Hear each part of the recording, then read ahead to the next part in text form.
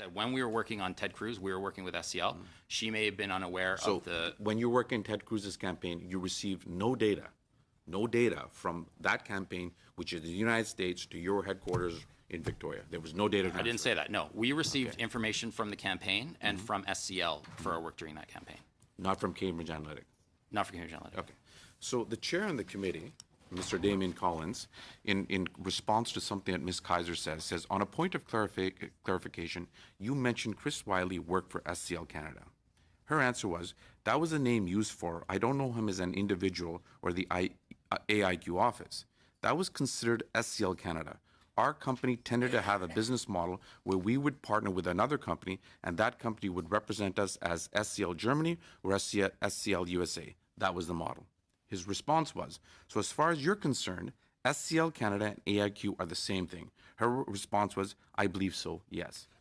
He said one of the reasons that they set this up was that it was very useful to keep the company at arm's length. It was useful, he said, particularly for American projects where you need different entities to work on campaigns and PACs and various other entities where you cannot necessarily coordinate, but if you have different companies, the paperwork looks appropriate and the paperwork compliance, even if behind the scenes you're talking back and forth and using the same underlying technology.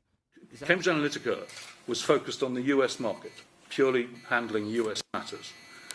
SCL Elections is the global arm that handles other areas.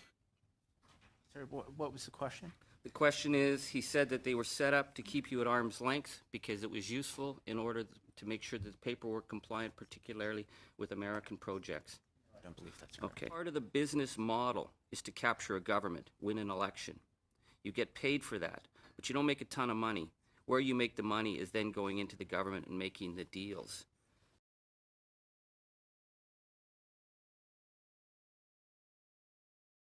So, once again, we have the three hombres, Cambridge, SCL, and AIQ working hand in hand in Nigeria. How were you coordinated with the other two? Sorry, Mr. Massingham as president.